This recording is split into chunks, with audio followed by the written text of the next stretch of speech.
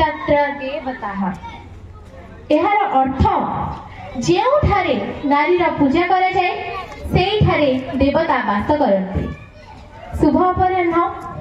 आज ही खरस्रोता सांस्कृतिक परिषद द्वारा आयोजित होइतिबा एई सभारे मंचासीन सम्माननीय विचारपति महोदय एठारे उपस्थित थिबा समस्त विचारपति तथा मोर छोट बड़ भाई भौणी माने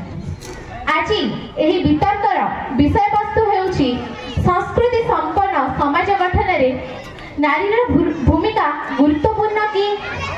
मु एहा सपक्ष रे मोर मत व्यक्त करूछि। नारी जे कि जाया जननी भगिनी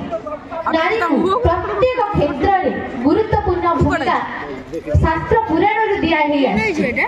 मात्र वर्तमान भारत रे नारी स्थिति को अनुसरण कले नारी कलुषित अवहेलित लांछित काहेकि मात्र जदि आमे देखिबा प्रत्येक वरिष्ठ क्षेत्र रे नारी भूमिका गुरुत्वपूर्ण रहिछि एवं तार बिना जेपरि गोटे पार्श्व मुद्रा रे दुईटी पार्श्व परि नारी पुरुष नथिले गोटे मुद्रा होई परबा नै सेहि बेला समाज चलिबा को हेले नारी पुरुष को एकत्र होई चलिबा को पड़िबो। जदि आमे वर्तमान स्थिति को अनुध्यान करिबा आम देशर राष्ट्रपति द्रौपदी मुर्मू अर्थनीति क्षेत्र रे अग्रणी भूमिका ग्रहण करी आमर अर्थनैतिक मंत्री निर्मला सीतारमण से मध्य जणे नारी किंतु तथापि एही समाज नारी मानकु अवहेलित मन करे। जदि आमे नारी शिक्षा को गुरुत्वपूर्ण देबा तेबे समाज निश्चित भाग रे आगु जीवो। एही नारी शिक्षा प्रति प्रथमे ताकर प्रथम पाद आगे नैथिले सावित्री बाई फुले नाना समस्यार सम्मुखीन हेई मध्य से नारी शिक्षा को गुरुत्वपूर्ण भूमिका रे परिणत करिया पई समस्त को उत्साहित करिथिले। नारी शिक्षा कौन निहाती आवश्यक कौन पाए शिक्षक तो सब समान किंतु नारी जो धैर्य ता पाखरे अछि ताहा पुरुष पाखरे न थाई पारे। पुरुष जो परिस्थिति को रे व्यतिव्यस्त हो जाए नारी सेही परिस्थिति रा धैर्य सह मुकाबिला करथाय। सेथिबाई नारी को अग्रणी भूमिका देबा निहाती आवश्यक एथिरे विरक्ति नाही।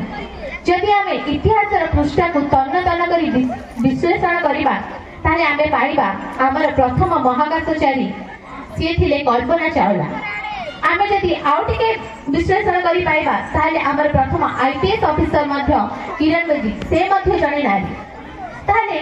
कोठी प्रश्न आछि जे नारी गोटे समाज गठन रे तार भूमिका नाही तार सबुठार गुरुत्वपूर्ण भूमिका कारण से संसार रे दुख रूपक विष को ग्रहण करी तार संतान मानकु आनंद रूपक अमृत प्रदान करथाय। से केबे मध्य भांगी पड़ी न थाय प्रत्येक परिस्थिति को दृढ़ भाव रे सम्मुखीन होई थाय। शिक्षा गोटे जदि नारी हेला तेबे एबेका समाज रे जदि आमे छात्र मान को देखुछु प्राय तो मारपीट कले मध्य से माने बुझु नांती मात्र जदि आमे ताकु स्नेह रे बुझेबा कि आमे पाठटा को एमती पढिले पाठटा हमर हेई जिवो तो सेथि पई से माने भले बुझी पाठ रे ध्यान देबे एवं विभिन्न क्षेत्र रे ताकर कला प्रदर्शन करिवे। मो मध्य मो शिक्षक को धन्यवाद नारी शिक्षा को बेसी धन्यवाद देबी कारण से माने मध्य सब क्षेत्र रे उत्साहित करंती। खाद्य जेते बेले भी आमे खाइबे न थाउ से ताहार कथा बुझितांती कारण से जणे नारी ता मध्य रे गोटे मां अछि जोडा कि सब बेले धैर्यवान होई थाए एवं तार सब संतान प्रति से तार समर्पण देई थाए एवं निजे कष्ट सही मध्य गोटे संतान को आगे नबारे से तार सब भूमिका खर्च करथाय। सेति पई मु कहिबी नारीर भूमिका सबुथिरे गुरुत्वपूर्ण। आमे जदि देखिबा स्वच्छता क्षेत्र रे एवं शिक्षा स्वास्थ्य सब क्षेत्र रे नारी माने ही रहछथि। निकटस्थ जाइतिबा ओएस परीक्षा रे जो माने प्रथम 5टी स्थान अधिकार करथिले ता मध्य रे 3 जण नारी एवं 2 जण पुरुष थिले। ताले नारीर भूमिका एठो जणा पड़ जाउछि केते गुरुत्वपूर्ण। मु बहुनी पुरुष माने तळे अछथि किंतु नारी मानकर जो भूमिका आमे ताको जो निच भाबु जदि जेते भी हेले जदि आमे नारी पुरुष को समान भाबु जदि समस्त कहबे नारी पुरुष समान ताले नारी को पई प्रति क्षेत्र रे काहे कोटे टिके किछि पस्ते को पे ताको पे रखाइ छै समस्त तो समान काहे नारी मान को अधिक आगु को नबा पे होतले कारण आमे एपर्यंत आमर से जो नीच मानसिकता रही नारी काले कोले करि परबो नाही जदि तार किछि पस्ते ऐड हे जाय ताले सुविधा पाइजिब मात्र ताहा नुहे सरकार को भी जानवा दरकार कि नारी सशक्तिकरण हो सारी से सशक्त पुरुष सहित से सामान होची प्रत्येक क्षेत्र में ताकू समान अधिकार दबा कथा किछि परसेंट आवश्यक नाही आमे मु भी गोटे झियो मु भी आगु को चाहे गोटे नारी हेबे एवं देशर मु गोटे किछि भी देश पई मोर बलिदान देई परबी प्रत्येक क्षेत्र में सेथि पई से सब कहबी नारी ही सबुथिरे महान एवं केबे सी छाया केबे सी जननी केबे सी